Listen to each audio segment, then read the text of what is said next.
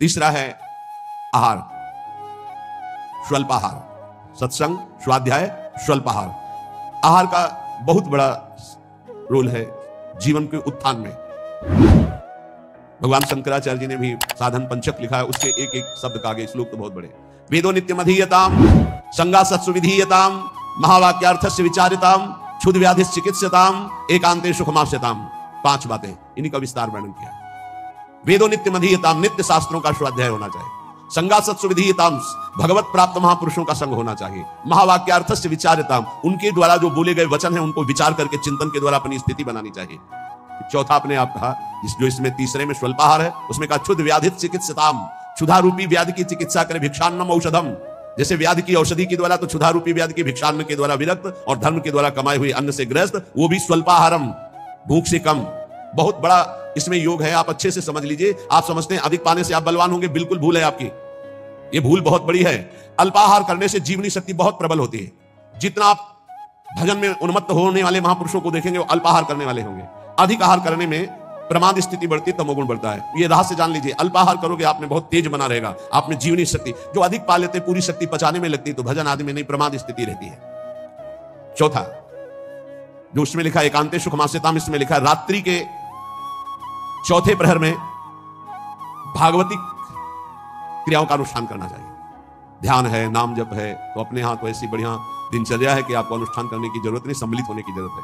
सुबह 2 बजे से दर्शन करते हुए सबके, फिर यहाँ सत्संग, नाम कीर्तन हो रहा है, फिर सत्संग हो रहा है। कितना मंगलमय सुकुमारी, मुझे तो आप चाहिए। देखो, जब तक तुम संसार की कामनाओं से निवृत्त नहीं होगे तो ये संसार तुम्हें फंसाए रखेगा।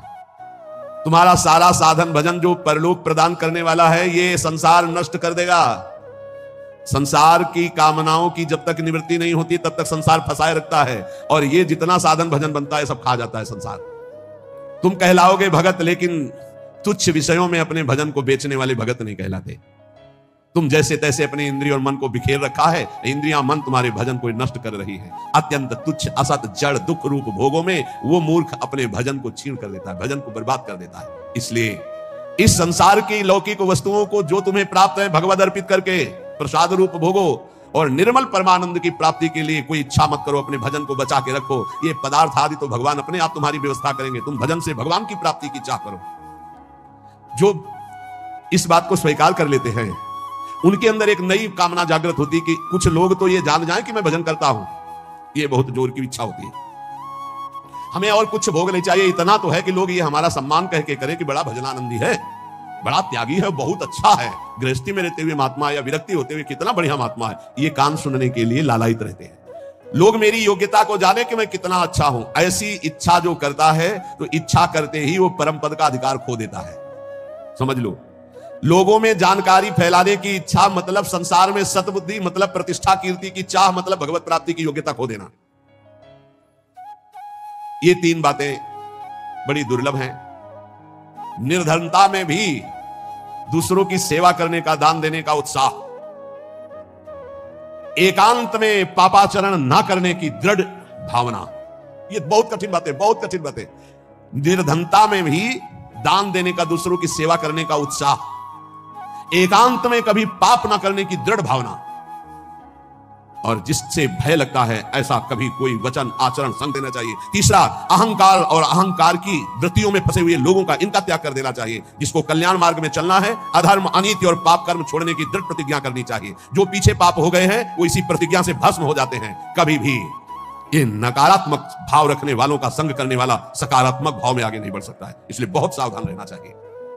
जो सांसारिक मान बढ़ाई, कीर्ति, परिस्थिति, वस्तु, रुपया, आश्रम, इनकी प्राप्ति की चाह रखता है वो कभी भगवान की प्राप्ति की चाह करने वाला हो ही नहीं सकता है। जो त्याग की हुई वस्तुओं का पुनः भोग करता है वो श्वान के समान होता है, वो साधु नहीं होता है।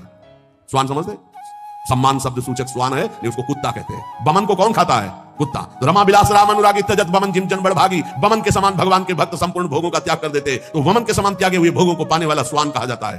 भक्त भगवत प्रसाद पाता है और जीवन को भगवत प्रसाद में करता है। यहां खुली महापुरुषों की बातें, कोई लगा लेश नहीं है। उपास्य प्रभु का स्मरण सेवन करना, प्रभु की प्राप्ति के लिए सारे स्वार्थों का त्याग कर देना, अंतःकरण को भगवदाकार बनाना।